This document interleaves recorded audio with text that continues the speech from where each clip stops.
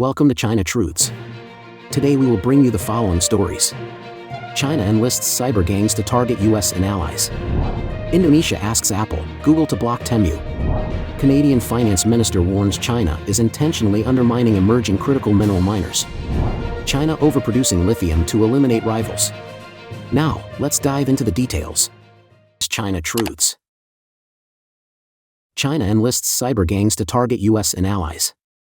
Microsoft is urging the United States and its allies to collaborate in deterring state-backed cybercriminals, warning that adversaries such as China, Russia, and Iran are increasingly relying on hackers, who face no meaningful consequences for their violations.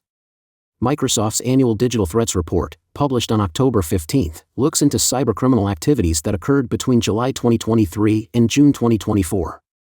The company says its customers face more than 600 million such incidents every day. Analyzing those attacks, Microsoft said it is seeing increasingly blurred lines between actions directed by Moscow or Beijing and those of cybercrime gangs. While these criminal groups usually focus on financial gains, they're now more involved in advancing the goals of nation-states, aiding in espionage and destabilization efforts aimed at geopolitical rivals. China has intensified its efforts to sow discord ahead of elections in Taiwan and the United States.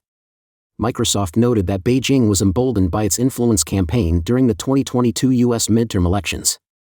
In January, a Beijing-linked influence actor was caught promoting a fake AI-generated audio recording of Taiwanese presidential candidate Terry Gou, founder of electronics giant Foxconn, in which Gou falsely appeared to endorse another candidate.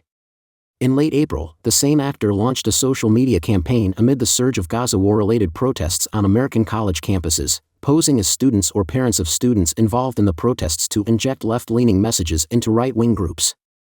They likely did so to sow conflict about the protests, or perhaps they misunderstood which audiences would be most receptive to their message, Microsoft said. Beijing was escalating its cyber operations to create political chaos in the United States as the November 5 election approaches.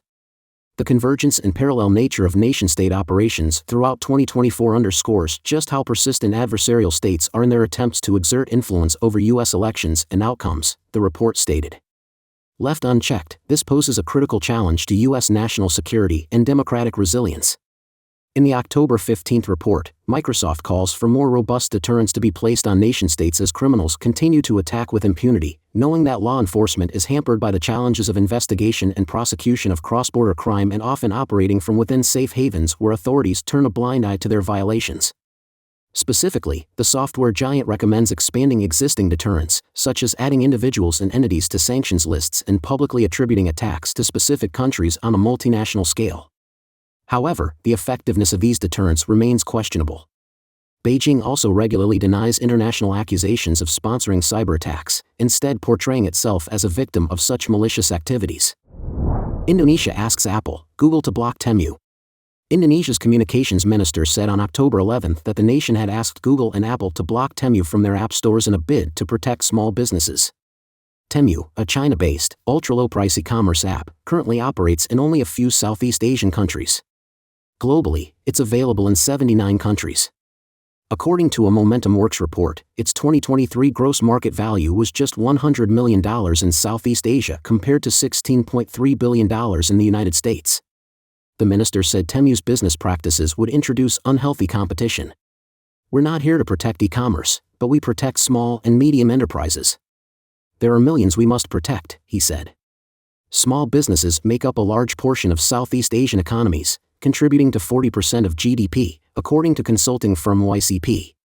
Indonesia's e-commerce industry is set to expand to about $160 billion by 2030 from $62 billion in 2023, according to a report by Google, Singapore government investor Temasek Holdings, and consulting firm Bain & Company.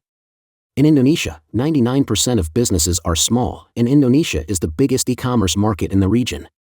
Thailand, the second largest, saw Temu launch in July. Authorities say they have not yet seen transactions by Indonesians on the Temu app, and the move is a preemptive one. The minister added that it would oppose any Temu plans to enter the Indonesian market through investment as well. When Indonesia last year forced China-based ByteDance and its app TikTok to close its e-commerce function in the country, TikTok instead agreed to buy a majority stake in Indonesian e-commerce company GoTo to stay in the market. Indonesia formally applied to join the Trans-Pacific Trade Pact last month, which is made up of Australia, Brunei, Canada, Chile, Japan, Malaysia, Mexico, New Zealand, Peru, Singapore, the UK, and Vietnam, a group of Pacific Rim countries that notably excludes China. The member countries benefit from low tariff trade between themselves, and experts initially concluded that the pact lacked incentives to attract China. However, the situation has changed. In 2021, China applied to join the pact, and Australia said in 2023 that it would not happen. Countries have increasingly put up trade barriers against China, citing Beijing's predatory pricing tactics meant to put global competitors out of business. Canadian Finance Minister warns China is intentionally undermining emerging critical mineral miners. As concerns grow over China's dominance in the global critical minerals supply chain, Canadian Finance Minister Chrystia Freeland warns that Beijing is deliberately trying to wipe out emerging miners and processors, and calls for allies to unite in enhancing supply chain security. Addressing Canada's challenges in developing critical minerals, Freeland, who also serves as Deputy Prime Minister, said, "We are seeing very targeted, very intentional Chinese action to wipe out the nascent miners and processors in some of these areas." She also noted that allied nations in the G7 need to find collective ways to support our miners, our processors in the sector. Freeland was prompted during an October 10 press conference in Ottawa, on an unrelated issue, about an industry leader's call for increased government investment and reduced red tape to help the critical minerals sector compete against China's dominance. This call came from Jonathan Price, president of the Canadian resource company Teck. He noted that China controls 40% to over 90% of global processing capacity for critical minerals, including copper and cobalt. To illustrate his concern, Price compared this to when the Organization of the Petroleum Exporting Countries, OPEC, controlled about 40% of the world's oil supply. He said that when OPEC had this level of control, its oil embargo in the 1970s led to significant economic problems in the West, resulting in a global recession. With critical minerals increasingly forming the backbone of not just the energy transition and energy industry, but also technology and defense, that kind of intense concentration, by China, creates a material risk for our shared economic health and for national security, Price said. Price cited an example of this concern materializing: China's restriction of gallium and germanium exports last year. China produces around 98% of the world's gallium and about 60% of its germanium, according to the U.S. Geological Survey. Gallium is essential for manufacturing semiconductors and solar panels, while germanium is used in fiber optics and infrared optics. In July 2023, China announced export controls on both minerals in retaliation to the United States chip sanctions on Beijing. U.S. President Joe Biden announced export control measures in October 2022 aimed at preventing semiconductor chips made with American technology from being exported to China, in response to China's military modernization and increasing hostility.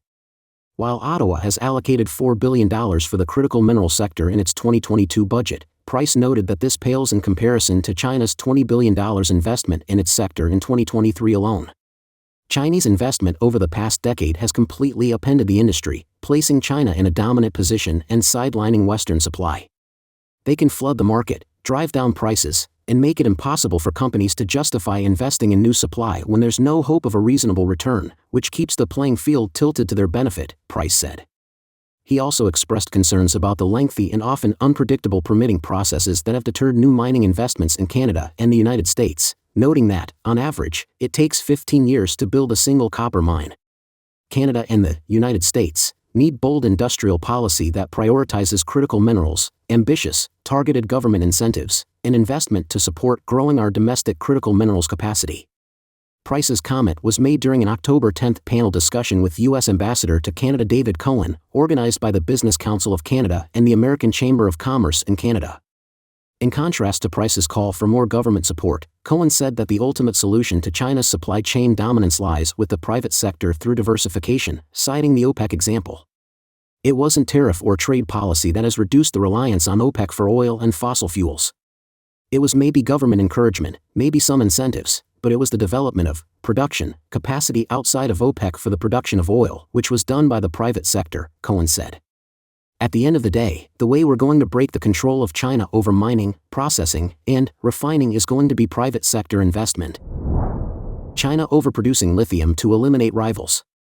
Jose Fernandez, U.S. Undersecretary of State for Economic Growth, Energy, and the Environment, told reporters in Portugal on October 8 that Beijing is using its oversupply of lithium to price out global rivals. They engage in predatory pricing, Fernandez said. They lower the price until competition disappears. That is what is happening. Fernandez said China was producing much more lithium than the world needs today, by far, and dumping it on the market, resulting in a steep price drop of 80% over the past year. China is now responsible for 2/3 of the world's refined, battery-grade lithium production. Portugal has 270,000 metric tons of lithium reserves, according to the 2022 U.S. Geological Survey, and its government has set goals to increase mining to advance energy goals. Local communities have opposed some of these new projects, saying they damage livelihoods and the environment. Western countries have, in recent months, put up barriers against Beijing's trade practices. Although China joined the World Trade Organization in 2001, China is not a free market economy, as its industries produce based on the state goals set by the Chinese government. For example, the European Union raised tariffs on Chinese electric vehicles only after determining via investigation that Beijing had subsidized the industry to overproduce, subsequently dumping low-priced vehicles on the international market. This is a practice that can put global competitors out of business. During a recent trip to Washington, Indian Minister of Commerce and Industry Piyush Goyal said China had killed India's manufacturing sector decades ago with the same tactic. Asian countries have similarly hiked tariffs on Chinese imports. Japan this year increased duties on Chinese electrolytic manganese dioxide, another battery material, and Korea, whose electric vehicle market is already dominated by Chinese products, is cutting subsidies for vehicles using Chinese batteries. Trade officials have recognized that tariffs alone may not be enough. Chinese manufacturers may partner with international manufacturers or trade partners to bypass tariffs.